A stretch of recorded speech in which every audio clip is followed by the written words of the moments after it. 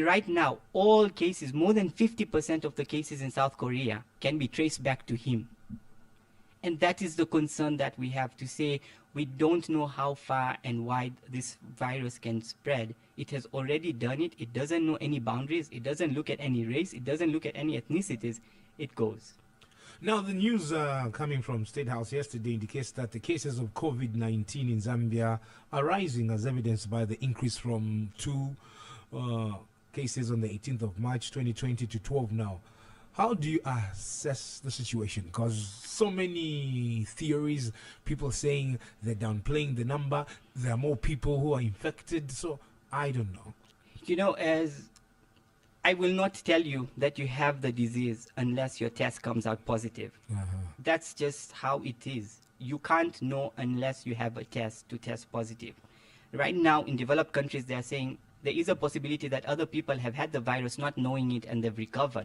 Is there a way to tell that? Also, that is not possible until we have an antibody test.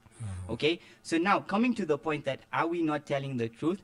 Well, if only the positive tests come out positive, those are the ones that are going to be announced to say these have come out positive. So you just can't assume by maybe looking at somebody, no, they look like they have it. Yes, you can't, okay? And this is there's a reason why we can't start doing that again, because we don't want to promote stigma and stereotype, okay? It's just not... What's the danger in doing that? The danger in doing that, for instance, if we start naming out names of all the people who have tested positive, the aversion and people, how will they react towards them? Let's just go to our most recent. I keep coming back. Not long ago, we had the gassing sad situation in our country where people were just attacking other people because of the fight or flight response. That is what we hope not to end up with this situation in our country.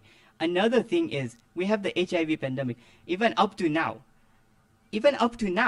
people who come and say, I am HIV positive. Have you not seen how people react towards individuals who say they're HIV positive?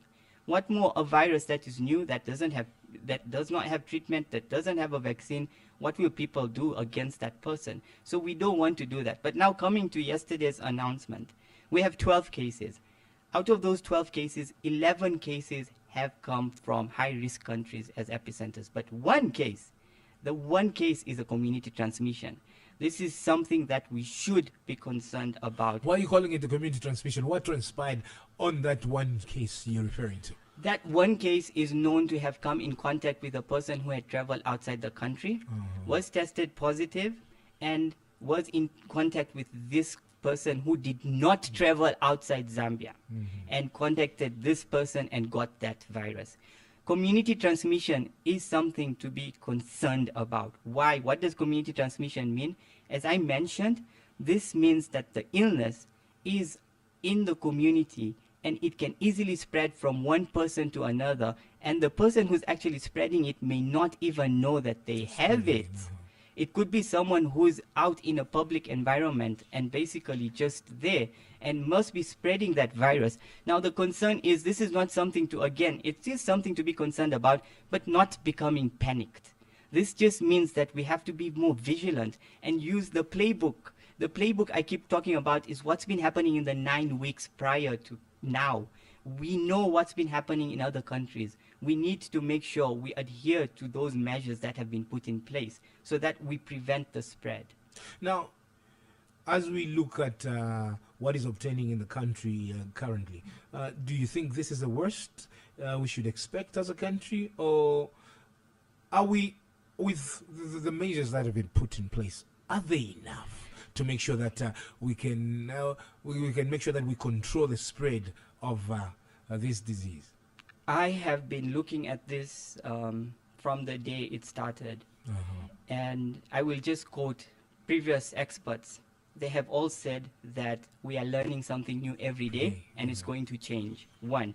Number 2, it's going to get worse before it gets better. My goodness. And number 3, you can never be too prepared. And I am quoting the World Health Organization, Dr. Tedros, who said you have to be ready. Now, coming back to your question, this needs to be prepared. I want to come back to the cases. Let's start saying the facts. Let's say what the government has done so far. The Ministry of Health announced preventative measures over a week ago. How many of those have people started implementing? That's the question I have. The second question I have is 2 cases were announced. Now, turns out, for every 1 case that tests positive, epidemiologists so far, the exponential rate has shown that for every 1 case that comes out positive, 2 to 6 people, 6.6 people are infected. My goodness. That's the limited number, 2 to 6.6. There is a possibility that that person has already infected 2 to 6.6. Okay? Another thing is, so if those 2 cases were announced, if you multiply that, that means 4 to 12 cases. That was the first time these cases were announced. Now, again, the test takes at least 1 day or a maximum of 3 days for the test results to come out, which means those 2 cases that were announced were not announced on that day. They were actually taken 2 days or 1 day prior. The swabs were taken 2 or 1 days prior. Okay? So we are talking about cases that actually happened in early March. Okay? And now, another thing is, for every 100 people who are in surveillance, who come from a high-risk area or who are in contact with 1 person, for every 100 people, 1 person will test positive. Right now, we have over 2,000 people in surveillance, which means there's 20 people, likelihood of 20 people that would end up coming out positive. So now, are we going to, if tomorrow more cases are announced, you should not be surprised, because this has been happening in all countries, and these are the statistics. It is going to be an exponential growth if we don't stop the spread. And this is why the so-called lockdowns have been put in place. Now, when they say lockdowns, it's not about stopping things, it's about stopping the spread. And it has shown positive responses to say it's slowing the spread down. So as we stand, that's the only way to try and subdue this spread, isn't it? By lockdown. Now, again, I'm going to talk about lockdown. Why lockdown, the pros, and I know the economic challenges that we have. I know as a landlocked country. As a landlocked country. And this is something that I'm going to fall back on our number. No, the other thing is, it's not just about closing borders. It's also about mitigation. What we mean by mitigation is that how many people understand how not to get infected? 1. How many people right now in Lusaka are sensitized and understand what coronavirus is and how to prevent from catching it? And number 2, if they do get infected, how many people know how to not infect others? That's the whole element and understanding of a lockdown. Because if we're going to have a lockdown without these 2 things, not getting infected, or if you do get infected, not to infect. Now, I mean, how important are the public health measures that were announced by the Ministry of Health, such as social distancing? I know you did allude to this, sanitizing, and of course, the frequent washing of our hands. You know, this is what as behavioral as well as epidemiologists are now talking about, to say, as we are waiting for the world to create a vaccine, as we are waiting to carry out our treatment trials, we need to start adhering to these preventative measures. The reason is, it's called a social vaccine. A social vaccine is where you implement your attitudes and behaviors to change. And in this social vaccine, there are 2 things that will be required of you. 1, do not get infected. And 2, if you do get infected, don't infect others. Now, how are you going to learn that? It's by these preventive measures that have been put in place. For instance, why did they close schools, and why did they close churches or ask churches to reduce the congregations first? Because from the playbook, I keep coming back, and when I say playbook, I'm talking about what has happened in the past 9 weeks. So you're looking at the facts. The facts, that yes. are obtaining. Okay? For instance, in South Korea and in many countries, it's the prayer, you know, the gatherings where the largest spread happened. So that's why the point was, we need to consider that. Secondly, schools. Because 1 child is in a class of 25 to 40, and if 1 child is going to spread it, that child goes everywhere, and that is how that spread is going to go. Hence, these preventative measures being put in place as they come by. Again, when the ministry says, the health industry says, to say we are going to come in with facts, this is what we mean. We are coming in, they are coming in with evidence that is actually seen. Now, here's the point again. These preventive measures, for instance, hand washing. Why do you frequently wash your hands? Why do you have to make sure it's under running water for at least 15 to 20 seconds? Why do you carry those steps out? It's not just something that you should do, but and why soap? Because the virus has a lipid barrier around it, a lipid layer around it. And the only thing that can help break it is alcohol-based hand sanitizer, which is not the best, but it's actually soap, because soap actually works on that virus and breaks that lipid barrier, making that virus not be able to infect anyone. So using soap is very important. Why again your hands, and why frequently? Do you know how many times you touch your face in an hour? 3 to 4 times. And it's subconsciously, it's not something that you even think about. It's just learned inherent behaviors that we have. So this is why we say, and what do you use to touch surfaces around you? Your hands. So this is why we say every time, especially when you are in a public environment, constantly be in a habit of washing your hands, because you don't know how many particles you've picked up. And if you keep washing your hands, those particles will go. Isn't that a habit which we should inherit even when there's no coronavirus, from what you're saying? Coming back to the experience from the cholera epidemic that we had and the Keep Zambia Clean campaign, I will just say this, that sometimes we tend to get overwhelmed by our day-to-day reality, and our learned behaviors overtake our self-discipline as well. But yes, basic hygiene is very important. We do have to wash our hands with soap and water as frequently as possible. But these are times where we have to constantly remind people because of attitudes and our day-to-day activities. There's a song you suggested we play? Yes, please. Let's play this song by, is it Bobby Wine and Nubian Lee on COVID-19.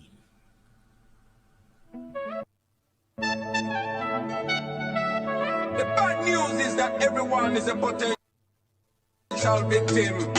But the good news is that everyone is a potential solution. Sensitize the masses to sanitize, keep a social distance and quarantine. Stop! The coronavirus is sweeping over mankind. Everybody must be alert. It's a global pandemic we can never take for granted. Kila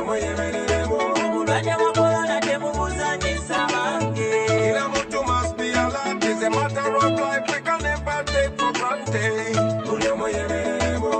Discipline and personal hygiene, and make sure you regularly wash your hands. Keep a distance from everyone. Report anything like a symptom. Serious fever is a symptom. Dry cough is a symptom. Walkway tamula is a symptom. Itchy eyes and flu is a symptom.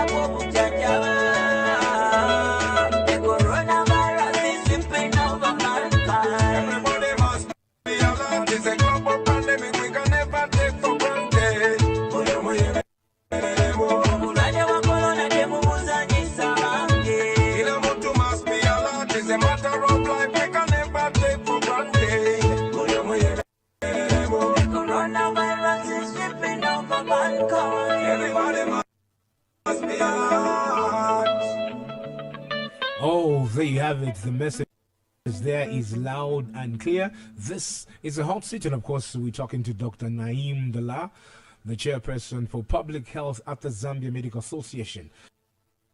Places, and of course, some international airports, except for, the Lusaka International Airport. Do we need more drastic measures as a country to curb the spread of the pandemic? I would say yes, we need a drastic measure, and the most important drastic measure right now is aggressive sensitization of these preventive measures that are in place right now. I say this because if you listen to any TV station or radio station talking about the coronavirus, the grassroots are not aware of what COVID-19 is. We need more people to come on board and help sensitize. Do you think they're not bothered, or they're just not paying attention? Like, you see, The locals, yeah. I'll give you an example of my own home. Okay, I'll give you an example of my own home where when I'm talking about this, as a person with my knowledge and behavior and privilege, when I talk to my family about it, it's not that they're not bothered, it's just that their knowledge and understanding is not as mine or as yours. It's not adequate, huh? Exactly. They need to know the background. They need to know this is how it started, this is where it is, and this is what we are doing, and this is why we are doing it. If that is going to happen, people will learn. Right now, just going to the community and saying, this is COVID-19, make sure you wash your hands, make sure you stay 1 meter apart. People don't even understand why. For what am I doing that? But if you go there and explain to them that this is new, we don't have treatment, we don't know what we are dealing with, we are learning, so please put these measures in place. Wash your hands frequently because the virus is doing this. Wash your hands frequently because it stays on surfaces for a few hours. Why use soap? Because it actually breaks the virus down. It defeats the virus. Why should you keep 1 meter apart? Because you don't want to be at risk of catching it if someone has it. If we go in that sense, and again, not everyone understands English. Not everyone watches TV or radio. We need to find links of how these people listen and what their social activities are, and we know what they are. We need to go there. So when I say, are we doing enough? The measures are put in place. How are we mitigating this sensitization? But then again, maybe sometimes if you visit these places, aren't we putting people at risk again? So how do you disseminate that information to the masses? This is a very, very cardinal point that I'm going to raise. Right now, we don't know. But if we are not going to do the sensitization, we will not know either. Okay? What options do we have? It's a